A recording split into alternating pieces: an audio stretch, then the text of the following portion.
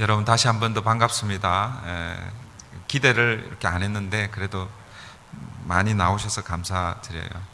다음 주에도 이렇게 나와주시면 제가 힘이 될 것 같습니다. 오늘 본문의 이야기는 아브라함의 아내 사라가 죽었고, 그리고 제일 마지막 부분에 보면 장사된 이야기, 전체적으로 보면 사라의 죽음에 관한 이야기입니다. 먼저 오늘 본문 전체를 간단하게 이렇게 구절을 살펴보면 1, 2절에서 사라의 죽음이 소개가 되고 있죠. 그리고 3절부터 18절까지는 사라가 죽었는데 사라를 매장할 이 장지가 없었습니다. 그래서 급하게 아브라함이 사라를 매장할 장지를 구하는 그런 장면이 3절부터 18절까지 그렇게 소개가 되고 있고, 그리고 19절부터 20절에서 사라의 장례가 이루어지고 있다. 그렇게 오늘 본문이 구성이 되어 있습니다. 다시 정리하면 1, 2절은 사라의 죽음, 그리고 19절, 20절은 사라의 장례. 어쩌면 사라가 죽었습니다, 장례를 치루었습니다, 이렇게 하면 오늘 본문이 끝날 수도 있는데, 그런데 3절부터 18절까지 사라를 장례할 그 장지가 없어서 그 장지를 구하는 그 과정이 아주 자세하게 오늘 본문에 소개되고 있죠. 그래서 전체 주제는 사라의 죽음이지만 전체 내용은 매장지를 구하는 과정이 자세하게 그렇게 소개되고 있습니다. 오늘 저는 이 사라의 죽음을 통해서 믿음으로 이 땅을 사는 우리가 무엇을 기억하고 또 어떻게 살아야 하는지를 오늘 말씀을 통해서 함께 살펴보려고 합니다. 먼저 1절, 2절을 다시 한번 보시겠습니다. 1절, 2절 보십시오. 사라가 127세를 살았으니 이것이 곧 사라가 누린 횟수라. 사라가 가나안 땅 헤브론 곧 기랏 아르바에서 죽음에 아브라함이 들어가서 사라를 위하여 슬퍼하며 애통하다가, 사라가 127세를 향수하고 죽었다라고 이렇게 말씀합니다. 그 성경을 여러분들 읽어보면 사람이 죽을 때에 그 나이가 이렇게 소개가 되고 있죠. 우리 창세기 5장에 가면 아담의 족보가 나오는데 아담이 몇 살을 살다가 죽었다, 뭐 이런 기록들이 나와 있습니다. 그런데 여러분, 여인들의 죽음을 소개할 때에 여인들이 죽었을 때의 나이를 이렇게 소개하는 경우는 거의 없습니다. 혹시 여러분 성경을 읽다가 여인이 몇 살에 죽었다라는 그 내용이 있으면 저한테 좀 얘기해 주세요. 특별히 오늘 본문에 보면 족장의 아내들, 그러니까 우리가 창세기에서 그 족장들이 소개가 되고 있잖아요, 그죠? 그게 이제 아브라함, 이삭, 야곱입니다. 어떤 분들은 요셉을 족장으로 이렇게 포함을 시키는데, 제가 몇 번 말씀을 드렸죠. 족장 대열에는 아브라함과 이삭과 야곱만 들어가요. 그리고 야곱의 12아들을 중심으로 해서 이제는 뭐예요? 그게 근간이 되어서 이스라엘 나라가 이제 세워지는 것이죠. 그래서 그 이스라엘 유대인들이 자기 조상의 하나님을 부를 때 어떻게 부릅니까? 아브라함의 하나님, 이삭의 하나님, 야곱의 하나님, 이렇게 부르는 거예요. 아브라함과 이삭과 야곱과 요셉의 하나님 이렇게 부르지 않습니다. 근데 이제 편의상 창세기에 보면 요셉의 이야기가 굉장히 많이 나오기 때문에 4대 족장이라고 이렇게 보통 이야기하기는 합니다. 그런데 제가 개인적으로 볼 때는 4대 족장이라고 하는 것은 맞지 않고 3대 족장입니다. 그러니까 지금 아브라함의 아내가 사라고, 이삭의 아내가 리브가, 그리고 야곱의 아내가 그 레아와 라헬이죠, 그죠? 물론 또 이제 그 여종 둘이 더 있긴 하지만, 어쨌든 리브가가 죽었을 때, 그리고 레아와 라헬이 죽었을 때 그 죽는 그 모습, 죽음에 대한 이야기는 나오지만 몇 살에 죽었다라는 것은 나오지가 않습니다. 오직 사라의 죽음, 그리고 그 죽음과 함께 사라가 몇 살을 살았는지 소개가 되고 있습니다. 그런 의미에서 사라가 이 하나님의 구속사적인 이 사건 가운데서 사실은 차지하는 비중이 매우 크다라고 그렇게 말할 수 있을 것입니다. 물론 우리는 아브라함을 중심으로 해서 우리가 계속 성경을 읽어왔지만, 그러나 하나님은 사라의 그 일생 그리고 그 죽음을 소홀히 다루지 않고 있다라는 것을 우리가 알 수 있습니다. 어쨌든 사랑하는 아내 사라가 죽었습니다. 그 사라의 죽음 앞에서 아브라함이 할 수 있는 것, 그게 오늘 본문에서는 2절에 뭐라고 말씀하고 있습니까? 사라의 죽음 앞에서 아브라함이 슬퍼하고 애통해하고 있습니다. 울고 있는 것이죠. 어쩌면 우리 모두가 다 이런 경험을 다 하고 또 하기도 했고, 그리고 또 앞으로도 하게 될 것입니다. 사랑하는 부모님, 또 아내, 혹은 가까운 지인이 그 죽음을 경험할 때에 우리가 다 슬퍼하고 애통해야 할 것입니다.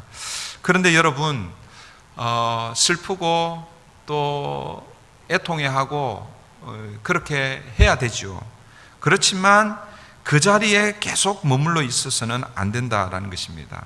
그 자리에서, 그 슬픔의 자리에서 일어나야 한다라는 것을 여러분 늘 기억하시기를 바랍니다. 3절을 한번 보십시오. 3절 보시면, 그 시신 앞에서 일어나 나가서 해 족속에게 말하여 이르되.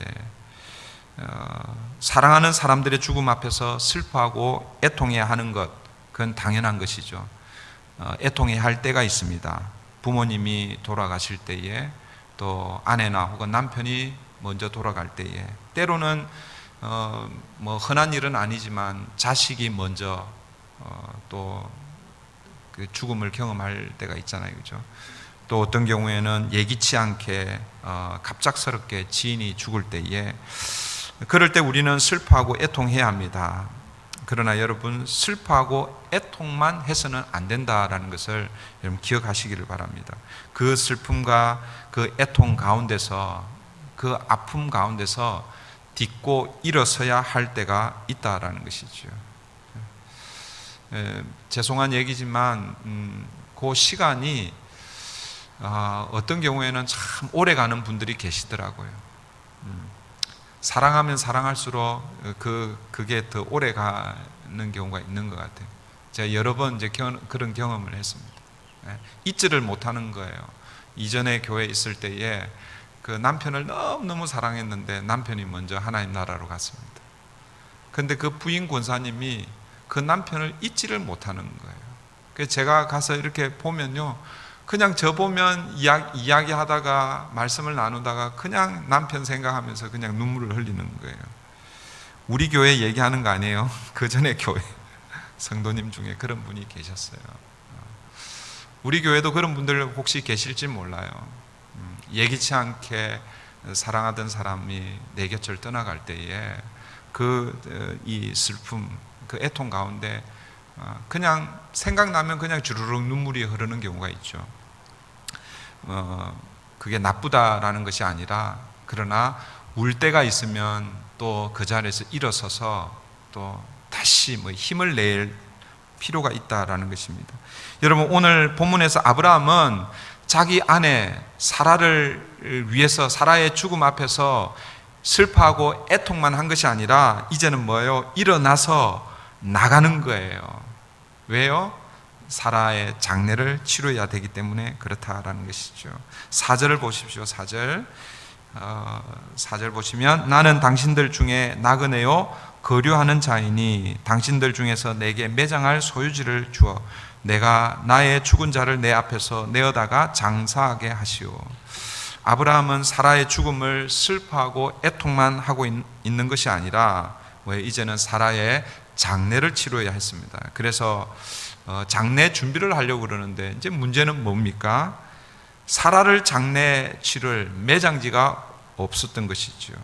그래서 오늘 본문에서는 이 아브라함이 머물고 있는 그 지역의 그 헷 족속인데, 헷 족속에게 매장지를 요청하고 있습니다. 그런데 매장지를 요청하면서 아브라함이 자신을 어떻게 소개하고 있는가? 다시 4절을 보십시오. 4절 보시면, 나는 당신들 중에 나그네요 거류하는 자이니.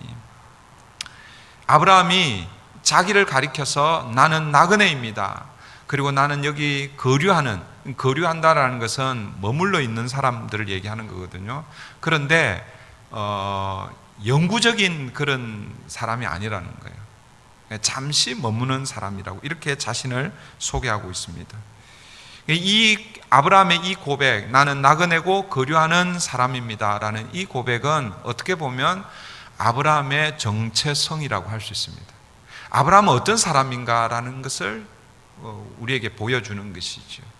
그러니까 아브라함은 어느 한 곳에 정착해서 영원히 그곳을 영원한 나의 고향으로 삼고 그렇게 사는 사람이 아니라는 것을 오늘 이 아브라함은 이 말을 통해서 나는 나그네고 거류하는 자입니다 라는 이 고백 속에서 자신이 어떤 자임을 드러내고 있는 것입니다. 세상 사람들이 들으면 아이고 불쌍하다 이렇게 여길 수 있죠. 그죠? 집도 한 채 없고 그렇게 생각할 수 있습니다. 그런데 여러분, 오늘 이 땅을 살아가는 저와 여러분, 하나님의 백성들이 여러분 고백해야 할 이 고백이 바로 오늘 이 아브라함이 고백한 이 고백이라는 것을 여러분 잊어버리면 안 되는 것입니다. 여러분, 우리는 이 땅이 천년 만년 영원히 있을 것처럼 그렇게 살아서는 안 된다는 거예요. 물론 이 땅이 천년 만년 있어도 저와 여러분이 그렇게 살 수 없는 것이죠. 그런데 많은 사람들이 이 땅이 영원할 것처럼 그렇게 산다라는 것입니다. 사랑하는 성도 여러분, 오늘 사라의 죽음을 통해서 우리가 기억해야 할 것 첫 번째, 이 땅은 우리의 영원한 거처가 아니라라는 것입니다. 이 땅에서의 성도의 삶은 나그네의 삶이라는 것을 우리가 기억해야 한다라는 것입니다. 성도에게 이 땅은 결코 영원한 고향이 될 수 없습니다. 잠시 거류하는 곳입니다.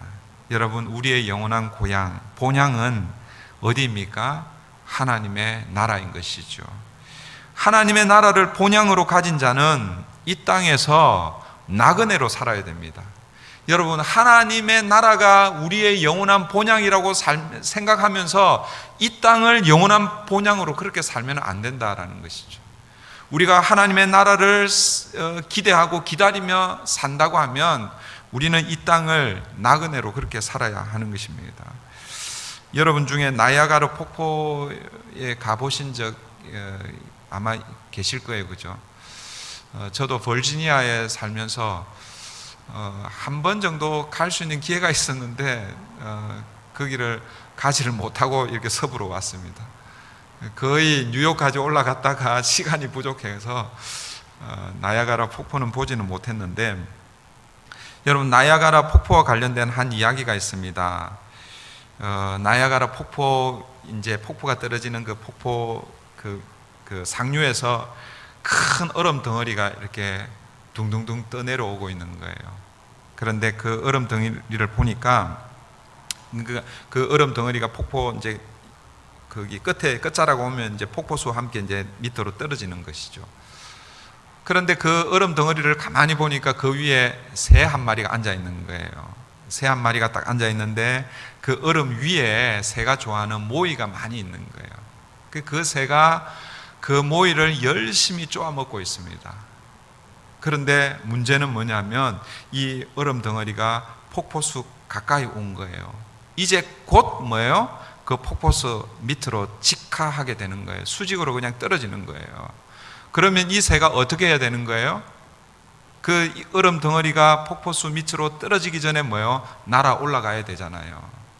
그런데 여러분, 그 순간에 이 새가 이제 날아 올라가려고 날개질을 하는데, 문제는 이 새의 발이 그 얼음에 딱 붙어가지고 굳어가지고, 그러니까 새의 기온, 새의 기온, 새의 체온, 그게 처음에는 녹았는데 시간이 지나면서 뭐예요? 그게 얼어가지고 그 발하고 얼음 덩어리하고 딱 붙어가지고, 그래서 어떻게 된 거예요? 그냥 얼음 덩어리와 함께 폭포수 아래로 떨어져서 그 새가 죽었다라는 이야기입니다.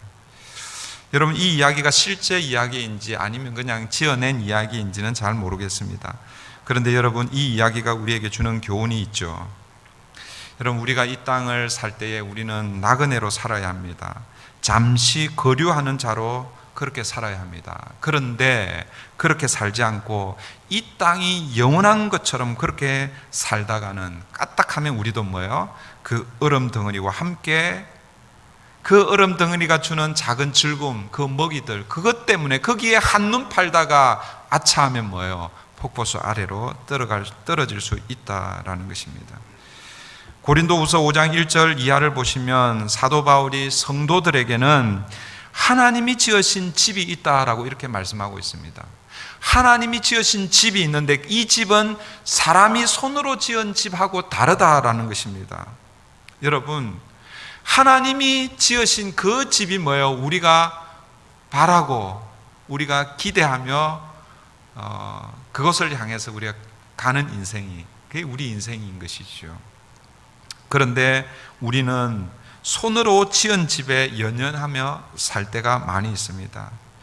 우리에게는 하나님께서 짓고 하나님께서 우리를 기다리고 있는 그 집이 있다라는 것을 여러분 잊어버리면 안 되는 것이죠. 이 세상 장막집을 위해서 물론 우리가 살아야 되죠. 그런데 그 사는 것은 뭐예요? 거류하는 거예요. 잠시 사는 것이라는 것이에요.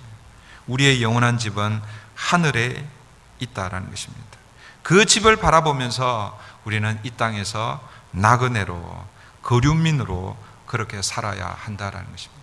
오늘 본문 이 사라의 죽음을 통해서 아브라함이 자신을 나는 나그네요 거류하는 자다, 이 고백을 통해서 우리가 기억해야 할 것, 성도들은 이 땅을 영원한 본향으로 생각하지 않고 나그네로 거류민으로 살아야 한다라는 것입니다.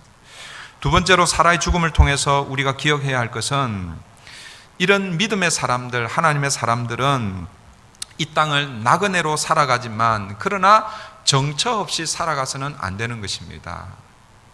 표대를 향해서 살아가야 됩니다. 그걸 다르게 표현하면 약속을 따라 살아가야 한다는 것이죠. 아브라함이 매장할 소유지를 달라고 했을 때 그 땅 사람들이 뭐라고 대답하는가? 6절을 보십시오. 6절입니다. 내 주여 들으소서, 당신은 우리 가운데 있는 하나님이 세우신 지도자이시니 우리 묘실 중에서 좋은 것을 택하여 당신의 죽은 자를 장사하소서. 우리 중에서 자기 묘실에 당신의 죽은 자 장사함을 금할 자가 없으리이다. 지금 여러분, 아브라함이 이 헷 족속 사람들에게 나는 당신들 중에서 나그네고 거류하는 사람입니다. 근데 내 아내, 사랑하는 아내가 죽었습니다. 내 아내를 장사할 매장지를 좀 내어주십시오. 그렇게 요청을 했을 때에 헷 족속 사람들은 아브라함을 뭐라고 부르고 있습니까? 헷 족속 사람들은 아브라함을 이렇게 부르고 있습니다. 우리 가운데 있는 하나님이 세우신 지도자이시니, 그러니까 당신은 우리 가운데 있는 하나님이 세우신 지도자이시니. 여러분, 이게 또 우리의 정체성이어야 합니다. 첫 번째 정체성은 뭐라고요? 나그네죠, 그죠? 거류하는 사람입니다. 잠시 이 땅을 살다가 갈 사람입니다. 그러니까 우리는 그렇게 생각해야 됩니다. 그런데 여러분, 세상 사람들은 우리를 어떻게 바라볼 수 있어야 되느냐 하면 당신은 하나님이 세우신 사람입니다. 그런 평가를 받으면서 살아가야 하는 것이죠. 교회를 보면서 이 교회는 하나님이 세우신 교회입니다. 성도들을 향해서 당신은 하나님의 백성입니다. 이런 평가가 우리에게 주어져야 되는데, 근데 어떨까요? 오늘 세상이 교회를 평가할 때 세상이 성도들을 오늘 어떻게 평가할까요? 그걸 이제 한번 여러분들 생각해 보아야 하겠죠. 그런데 이렇게 아브라함을 평가하면서 뭐라고 얘기하냐면, 우리 묘실이 많이 있으니까 마음대로 우리 묘실 중에 하나 선택해서 거기에 당신의 아내를 장사하십시오.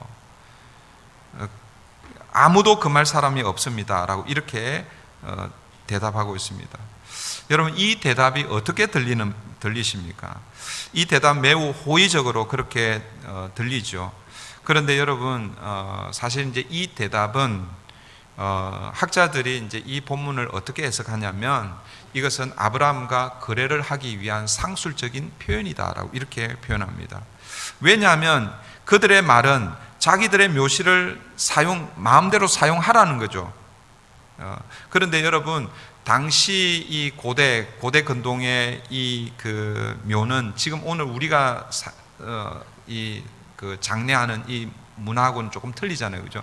우리는 물론 어떤 경우에는 가족 묘가 있긴 합니다만은, 그러나 보통은 가족 묘가 있어도 개인을 이렇게 묻잖아요, 그죠? 물론 이제 부부 합장하는 경우가 있는데 그 매장을 하는 경우가 많잖아요, 그죠? 그런데 이 당시 아브라함이 살았던 이 고대 근동에는 굴을 파서 거기에 이렇게 가족으로, 이렇게 가족 단위로 이렇게 묘를 이렇게 쓰는 거죠.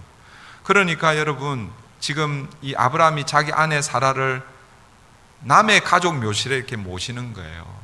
그 시간이 지나면 어떻게 될까요, 이게 애매하게 되는 것이죠. 그러니까 사실은 이 아브라함에게 이런 제안을 하는 것은 네가 네 가족 묘를 하려고 그러면 어차피 결국은 너도 거기에 장사되어야 되고 내 후손도 장사가 되어야 되는데 가족 묘를 사라라는 그런 의미입니다. 그래서 아브라함이 그 뒤에 이어지는 그러니까 여러분 6절의 이 말씀을 듣고 아브라함이 딱 그걸 알고 8절 9절에 뭐라고 하는지 한번 보십시오. 8절 9절 보십시오. 그들에게 말하여 이르되 나로 나의 죽은 자를 내 앞에서 내어다가 장사하게 하는 일이 당신들의 뜻일진데 내 말을 듣고 나를 위하여 소알의 아들 에브론에게 구하여 그가 그의 밭머리에 있는 그의 막벨라 굴을 내게 주도록 하되 충분한 대가를 받고 그 굴을 내게 주어 당신들 중에서 매장할 소유지가 되게 하기를 원하노라 하매. 그러니까 처음에 이 사람들의 제안은 뭐였어요? 많이 있으니까 그 중에 그냥 아무데나 그냥 장사하라라는 그렇게 얘기했습니다. 근데 이제 이 아브라함은 이게 어떤 의미인지를 알고 그 중에 한 굴을 사라는 구구나 그걸 알고 뭐예요? 한 지역을 딱 이제 택하게 되는 것이죠. 그러니까 아브라함이 택한 그 장소가 어디냐면 에브론의 소유인 막벨라 굴입니다. 여러분, 왜 아브라함은 이 막벨라 굴을 지정했을까요? 막벨라 굴이 있는 그 위치가 어디인지 19절이 우리에게 알려주고 있습니다. 19절을 보십시오. 그 후에 아브라함이 그 아내 사라를 가나안 땅 마므레 앞 막벨라 밭 굴에 장사하였더라. 마므레는 곧 헤브론이라. 여러분, 헤브론은요 아브라함하고는 뗄래야 뗄 수 없는 그런 아주 중요한 장소입니다. 헤브론의 뜻이 뭐라고 그랬어요? 기억 안 나시죠? 헤브론의 뜻은 연합이라는 뜻이 있고 교제라는 뜻이 있고 또 친구라는 그런 뜻이 있습니다. 이 헤브론은 아브라함이 롯과 헤어지면서 동서남북을 바라보라, 네가 밟는 땅은 다 너의 땅이 될 것이다 라고 그렇게 하나님이 약속을 주셨을 때에 그때 아브라함이 하나님 앞에 제단을 쌓았는데 그 자리가 어디냐면요 헤브론이네. 헤브론. 하나님과 연합되는 것이죠. 하나님과 함께하는 것입니다. 하나님과 친구가 되는 거예요. 하나님과 교제하는 자리였어요. 그 자리에서 뭐예요? 하나님으로부터 약속을 받았잖아요. 그러니까 여러분, 아브라함이 여러 굴이 있었을 거예요. 더 좋은 굴이 있었을 것입니다. 더 좋은, 더 화려한, 물론 뭐 이 무덤이 화려해봐야 결국 무덤이긴 하겠지만 더 넓고 더 좋은 위치에 아마 그런 매장지가 있었을 것인데, 그런데 아브라함은 다른 것 다 제쳐놓고 어디를 선택하고 있습니까? 마므레 앞 막벨라, 그 굴을 선택하고 있는 거예요. 거기가 어디라고요? 헤브론이라는 헤브론. 왜 그곳을 선택했습니까? 하나님의 약속이 있는 곳이기 때문에 그렇다라는 것이죠. 하나님의 약속이 있는 장소, 언제가 될지는 모르지만 반드시 하나님께서 이 땅을 주시기라고 약속하셨기 때문에 자기의 후손 이삭이, 그리고 이삭의 후손들이 장차 자기의 후손들이 차지하게 될 땅, 그 땅의 가장 중심이 헤브론이 될 것을 아브라함은 그것을 보고 그리고 그 땅을 취하고 있는 것입니다. 그래서 나중에 여러분 이제 24장, 오늘이 23장인데 24장 지나고 25장에 가면 아브라함이 이제 죽거든요. 아브라함이 거기에 장사되고, 그리고 35장에 가면 이삭과 리브가도 거기에 장사가 되고, 그리고 야곱이 이제 애굽으로 그 이민을 가잖아요. 근데 야곱이 애굽 땅에서 죽었는데 아들들에게 뭘 유언합니까? 나 우리 조상이 있는, 그러니까 할아버지, 아버지가 묻혀 있는 그곳에 장사해달라. 그 여러분, 애굽에서 야곱의 이 시신을 가지고 뭐요? 가나안 땅으로 와서 장례를 합니다. 그리고 나중 창세기 마지막 50장에 보면 요셉이 죽을 때에도 나중에 이 애굽에서 나갈 때에 나의 해골, 유골도 가지고 가서 어디에 장사해 달라는 거예요? 거기에 장사해 달라는 거예요. 아브라함이 죽은 지 그러니까 나중에 이제 이 가나안 땅을 언제 차지하게 됩니까? 모세의 시대가 지나고 여호수아 시대 때에 가나안 땅을 차지하잖아요, 그죠? 그러니까 약 한 500년 후에 성경 뭐 정확하게 하면 400년, 430년이라고 할 수 있지만 이제 그 시간으로 따지면 한 500년 후에 아브라함의 후손들이 이 땅을 차지하게 되는 것이죠. 약속을 따라서 그 땅을 차지한 그 후손들은 그 무덤을 보면서 무엇을 생각했겠습니까? 500년 전에 우리의 조상 아브라함이 이 마므레 앞 막벨라 굴 이것을 무덤으로 샀는데 그 무덤을 보면서 뭐라고 생각했겠어요? 우리 조상 아브라함과 사라는 하나님의 약속을 믿고 살다가 약속을 따라 이곳에 묻혔구나. 사라의 죽음, 그리고 그 사라의 죽음을 통해서 이 무덤이 생기게 됐잖아요, 그죠? 그래서 이 사라의 죽음과 이 사라의 무덤은 약속을 따라 사는 삶이 얼마나 소중한가를 우리에게 보여주는 사건이라는 것을 여러분 기억하셔야 됩니다. 사랑하는 성도 여러분, 풀은 마르고 꽃은 시들어도 하나님의 말씀, 하나님의 약속은 영원합니다. 오늘 저와 여러분들도 뭐요? 이 땅을 나그네로 거류하는 사람으로 그렇게 살아가는데 우리가 살아갈 때 무엇을 붙들고 살아가야 되는가? 하나님의 약속이라는 것이죠. 하나님의 말씀을 붙들고 살아가야 된다는 것입니다. 세 번째, 사라의 죽음을 통해서 우리가 기억해야 할 것은 이 믿음의 사람들, 나그네로 그리고 약속을 따라 살지만 그러나 그 삶에는 대가를 지불하는 삶이라는 것을 여러분 기억하십시오. 아브라함이 이 막벨라 굴을 어떻게 합니까? 이 헷 족속은 뭐예요? 거저 주려고 그러잖아요. 그냥 여기에 그러니까 처음에는 뭐 헷 족속 사람들이 아무데나 네가 원하는 장소에 매장을 해라 그렇게 했습니다. 그러니까 아브라함이 그걸 알고 아닙니다. 나는 사야 되겠습니다. 그러니까 에브론이 가지고 있는 그 막벨라 굴을 콕 찍어서 이야기합니다. 그러니까 이 에브론도 뭐라고 얘기합니까? 아유, 나한테 살 필요 없습니다. 그냥 이거 그냥 마음대로 쓰십시오. 그렇게 얘기한단 말이에요. 11절 보십시오. 11절 보시면 에브론이 이렇게 얘기합니다. 내 주여 그리 마시고 내 말을 들으소서. 내가 그 밭을 당신에게 드리고 그 속의 굴도 내가 당신에게 드리되 내가 내 동족 앞에서 당신에게 드리오니 당신의 죽은 자를 장사하소서. 그러니까 처음에는 헷 족속 전체가 뭐예요? 공짜로 줄 테니까 아무데나 묘자리를 쓰십시오 그렇게 했습니다. 그런데 아브라함이 아닙니다. 에브론이 가지고 있는 이것 제가 사겠습니다 그랬어요. 그러니까 에브론도 어떻게 얘기합니까? 공짜로 쓰라고 그렇게 얘기하고 있죠. 아까 제가 서두에도 말씀드렸지만 이 고대 이 당시에는요 이게 흥정하는 방식이라는 것입니다. 그것을 어떻게 알 수 있는가 하면 아브라함이 다시 세 번째 몸을 굽혀서 값을 정하여 주시면 지불하겠다라고 뜻을 전합니다. 그럴 때에 에브론이 뭐라고 얘기하는가? 15절 한번 보세요. 15절 보시면 내 주여 내 말을 들으소서. 땅값은 은 400세겔이나 그것이 나와 당신 사이에 무슨 문제가 되리까? 당신의 죽은 자를 장사하소서. 그러니까 15절에도 여전히 뭐예요? 아유, 땅값은 한 은 400세겔쯤 되는데 그런데 뭐 우리 사이에 뭐 그 돈을 주고 받겠습니까? 그냥 쓰십시오. 이렇게 얘기하는 거예요. 그 여러분 팔 의향이 없으면 땅값을 이야기할 이유가 없습니다.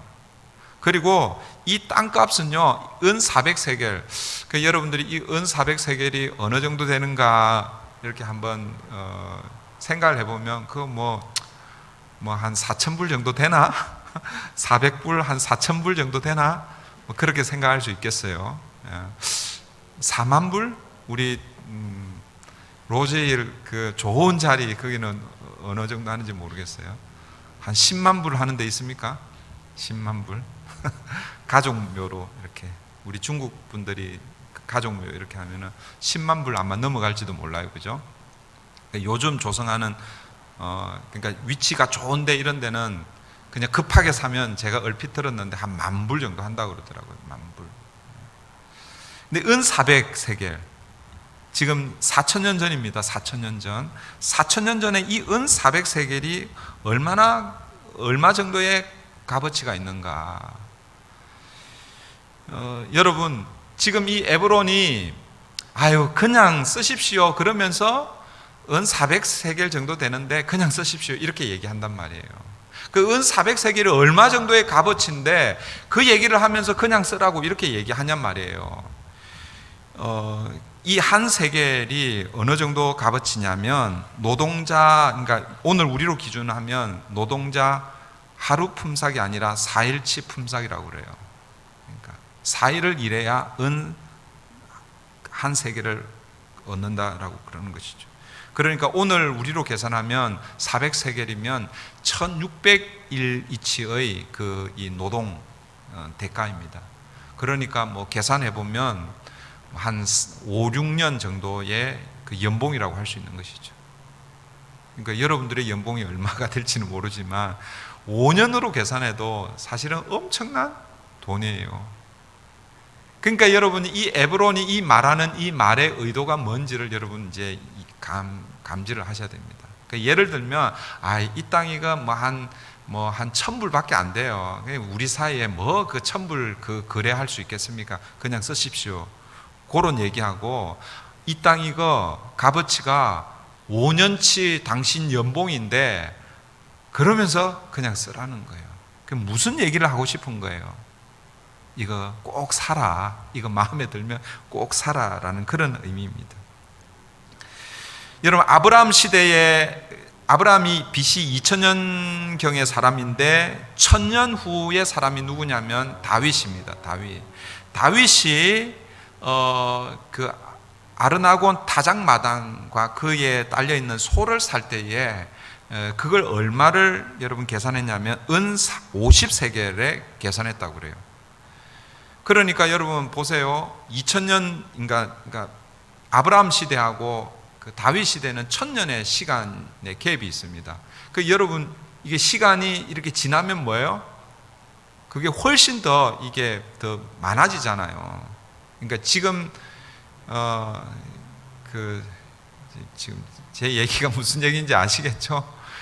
그러니까 지금 그러니까 다윗 시대의 그 타작마당하고 그 소하고 포함해서 은 50세겔인데 그 이제 이렇게 거슬러 가면 사실은 훨씬 더 싸게 나와야 되는 거예요. 그런데 아브라함 시대 때는 얼마냐면은 400세겔이라는 거예요. 그러니까 그 말은 뭐냐면 터무니없이 높은 가격을 지금 아브라함에게 부르고 있다라는 것이죠. 그런데 아브라함이 어떻게 하고 있습니까?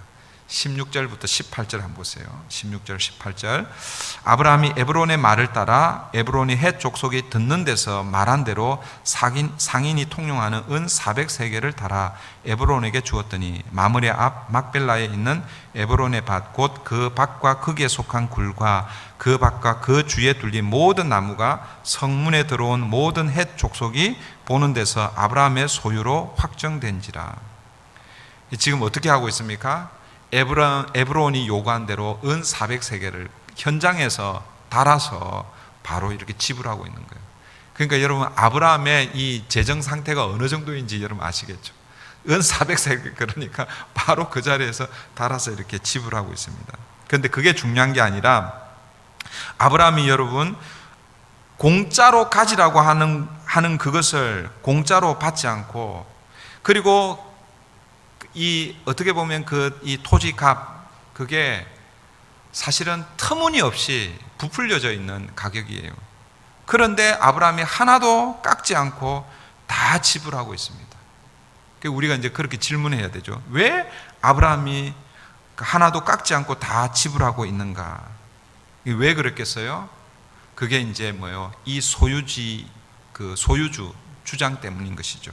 그러니까 나중에 시간이 지나서 혹시라도 헷 족속과 이 에브론과 소유권 분쟁에 휘말리지 않도록 하기 위해서 아브라함이 지금 철저하게 지불을 하고 있다라는 것입니다. 여러분, 이 거래가 끝나고 나서 아마 이 헷 족속들 사람들 사이에서는 이 거래, 그러니까 아브라함이 이 에브론의 밭을 산 이 사건이 아마 모든 사람들에게 회자되었을 것입니다. 에브론이 이번에 그 시계 얘기하면은 그 무덤 가족 그 묘지 그거 팔고 완전 벼락 부자가 되었다, 이런 얘기가 아마 그 헷 족속에게 다 퍼졌을 것입니다. 그러면서 어떤 얘기도 했겠습니까? 아이고, 아브라함이 세상 물정도 모르고 그 땅 그거 뭐 한 40세겔, 뭐 40세겔도 안 하는 그걸 그냥 400세겔 주고 샀구나. 아이고, 아브라함 바보구나. 바가지를 썼구나. 뭐 이런 소문도 아마 났을지도 모릅니다. 그런데 여러분, 그 소문을 통해서 분명해지는 것이 무엇입니까? 에브론은 그 밭을 400세겔에 팔았고 아브라함은 그 밭을 뭐예요? 400세겔에 샀다라는 거예요. 그리고 그 밭은 누구의 소유주가 되는 것입니까? 아브라함의 소유주가 되는 것이죠. 뿐만 아니라 이 모든 일이 어디에서 이루어지고 있는가? 18절 마지막 부분을 한번 보십시오. 18절 마지막 부분 보면 성문에 들어온 모든 헷 족속이 보는 데서 아브라함의 소유로 확장된지라. 성문에서 여러분 이 거래가 이루어졌다라고 그렇게 말씀하고 있습니다. 우리가 창세기 18장 우리가 살펴볼 때에 그 롯이 성문에 앉아 있었다고 할 때, 그때 제가 설명을 드릴 때에 성문에서 어떤 일을 했다고 그랬습니까? 그 성 안에서 오가는 사람들, 또 상거래하는 그런 일들에 뭐예요? 증인 역할을 하고, 또 어떤 문제가 생겼을 때 그 문제를 해결해 주는 판사 역할을 하고, 이런 것들이 어디에서 일어났다고 그랬습니까? 성문 앞에서 일어났다고 그랬잖아요. 오늘 본문에서 여러분 성문에서 이런 모든 거래가 다 이루어지고 있다라는 것은 법적으로도 뭐예요? 이제는 이 막벨라 굴이 누구의 소유라는 것입니까? 아브라함의 소유라는 것입니다.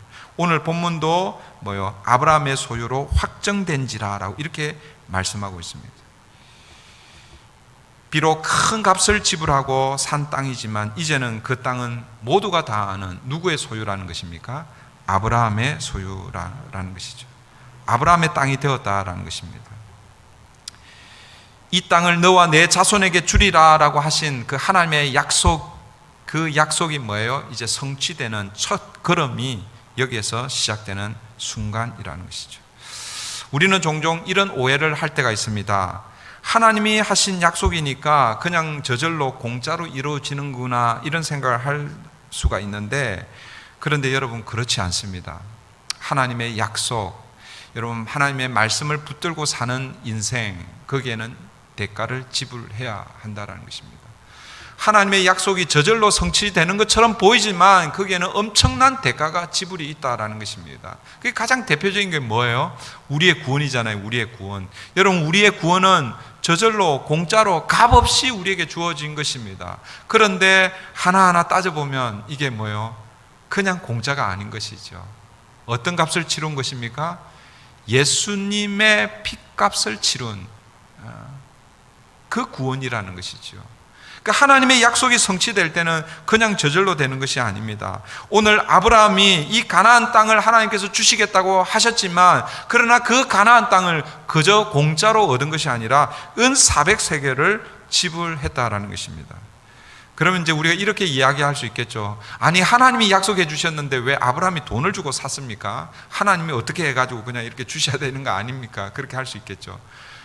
그렇게 생각할 수도 있겠는데, 그런데 지금 아브라함이 가지고 있는 이 모든 것들이 다 누구의 소유인 것입니까? 하나님의 소유인 것을 우리가 기억해야 하는 것입니다. 사랑하는 성도 여러분, 하나님의 약속이 있는, 그리고 그 가치 있는 일은 여러분 우리도 하나님께서 주신 우리에게 있는 시간, 물질 이런 것들을 들여서 그것을 사야 되는 것입니다. 복음서에 보면 예수님께서 천국 비유를 여러 가지 하셨잖아요, 그죠? 밭에 묻혀 있는 보화의 그 비유, 농부가 소작인으로 그 땅을 갈고 있는데, 근데 그 땅을 갈면서 그 밭에 뭐예요? 보물이 있는 걸 알게 됐어요. 이 보물이 누구 겁니까? 그 밭 주인 거예요. 그러니까 이 농부가 어떻게 합니까? 자기에 있는 전 재산을 팔아서 어떻게 해요? 그 밭을 소유하는 것이지. 사랑하는 성도 여러분, 오늘 저와 여러분에게도 하나님께서 약속을 주시고, 하나님께서 우리에게 사명을 주시고, 하나님께서 우리에게 하나님의 일을 맡겨주신 그 일들을 우리가 이루기 위해서는 뭐 그냥 저절로 그게 아니라는 것이죠. 여기에는 시간이 들어가고, 여기에는 우리에게 있는 그 에너지, 이것뿐만 아니라 우리의 물질도 들어간다라는 사실을 우리가 기억해야 합니다. 그 대가지불이라고 이렇게 이야기하는데, 여러분 이 땅을 살아가면서 하나님의 사업을 위해서, 하나님의 일을 위해서 우리에게 있는 것들을 이렇게 내어놓을 수 있어야 합니다. 저는 그게 가장 그게 대표적인 게 선교라고 생각해요. 선교. 결국 뭐예요? 이게 선교, 그걸 포함해서 전도라고 했을 때에 하나님의 나라를 확장하는 것이잖아요. 그 일에 우리가 힘을 쏟아야 되는 거예요. 우리의 시간을 투자해야 되고, 우리의 물질을 투자해야 되고, 우리가 뭐예요? 대가를 지불해야 하는 것입니다. 그러니까 우리가 직접 선교 현장으로 가지 못하면 선교사님들을 위해서 우리가 후원해야 하는 것이죠. 기도로 후원해야 되고, 또 우리가 물질로 후원해야 되고, 그렇게 해야 하는 것입니다. 이제 말씀을 정리하겠습니다. 하나님께서 여러분 아브라함을 통해서 이루시려고 하는 것, 시작하시려는 것, 그것이 무엇입니까? 다시 우리 아담으로 이렇게 가면 하나님이 아담을 통해서 이루시려고 하신 게 무엇이었습니까? 하나님의 나라였죠. 근데 어떻게 보면 아담하고 시작했는데 그게 잘 안 됐어요. 노아를 거쳐서 어떻게 해보려고 그랬는데 잘 안 되는 거예요. 그래서 하나님이 온 인류 전체를 대상으로 하는 것, 그거 잠시 중단하고 한 사람을 세워서 그 한 사람과 다시 시작하려고 합니다. 그 한 사람이 누구이냐? 아브라함인 것이죠. 그러니까 하나님은 이 아브라함을 통해서 하나님의 나라 샘플을 보여주기를 원하셨던 것입니다. 그래서 이 아브라함을 통해서 여러분 국민을 만들고, 그리고 그에게 하나님이 약속을 주시면서 주권을 주시고, 그리고 땅을 주셨습니다. 그런데 아브라함 시대에는 이런 것들이 다 뭐예요? 너무나 미미한 거예요. 미미한 거. 하나님이 아브라함을 데리고 하늘의 별을, 그리고 바다의 모래를 보여주면서 내 후손이 이와 같을 것이라고 말씀하셨지만, 그러나 그에게 있는 것은 뭐예요? 이삭 한 사람밖에 없었습니다. 하나님께서 너를 통해서 모든 민족을 복을 누리겠다고 얘기했지만, 그러나 뭐예요? 아직은 미미했습니다. 약속은 분명히 주셨지만 아직은 미미한 거예요. 그리고 동서남북 내 눈을 들어서 바라보라, 네가 밟는 땅은 내가 다 주겠다고 하셨는데, 정작 사라가 죽었을 때는 그 사라를 장례를 치를 매장지가 없어가지고 쩔쩔매고 있는 거예요. 이게 뭐야? 아브라함의 현실이었습니다.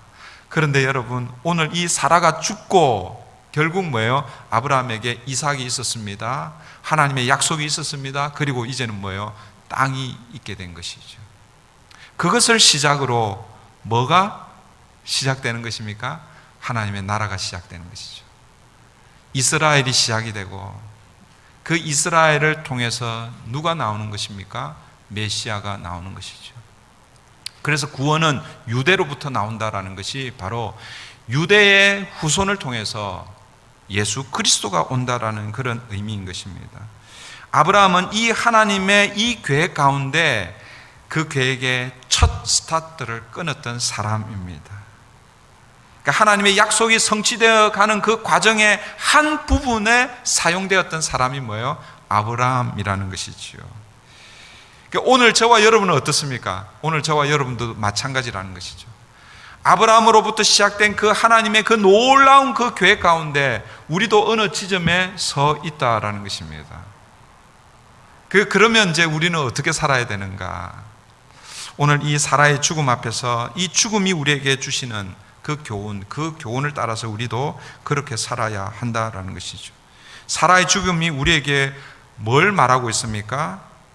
이 땅은 영원한 땅이 아니다라는 거죠. 영원한 고향이 아니라는 것입니다. 우리는 이 땅에 하나님의 백성이지만 나그네로 살아야 한다는 것입니다.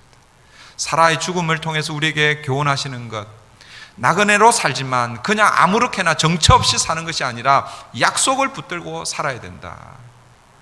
그리고 그 약속을 성취하기 위해서는 뭐예요? 반드시 대가 지불이 필요하다라는 것입니다. 사랑하는 성도 여러분, 오늘 저와 여러분이 그렇게 살도록 하나님께서 우리를 부르신 것입니다. 이제 말씀을 붙들고 우리 같이 기도하면 좋겠습니다. 사라의 죽음과 그리고 사라의 이 무덤은 우리에게 많은 것을 생각하게 하죠. 여러분, 우리 인생은 나그네 인생입니다. 여러분, 이것을 잊어버리면 안 되는 거예요. 물론 우리가 한 곳에 오랫동안 정착하면서 살지만 그러나 언젠가는 이곳을 떠날 것이다 라는 것을 잊어버리지 마시길 바랍니다. 그리고 나그네의 삶은 정처 없이 그냥 흘러가는 것이 아니라 우리가 가야 할 영원한 본향이 있다는 것, 그것을 바라보고 약속을 붙들고 살아야 한다라는 것입니다. 그리고 그 약속이 있는 자는 그 약속 성취를 위해서, 그 약속을 이루기 위해서 우리에게 있는 시간, 물질, 우리의 에너지, 우리의 노력을 거기에 쏟아 부어야 한다는 것입니다. 대가를 지불해야 한다는 것입니다. 오늘 저와 여러분이 그렇게 살기를 바랍니다. 이 시간 우리 함께 기도할 때에 하나님, 우리도 언젠가는 이 땅을 떠나게 될 텐데 이 땅을 영원한 나의 고향처럼 그렇게 살지 않게 해주십시오.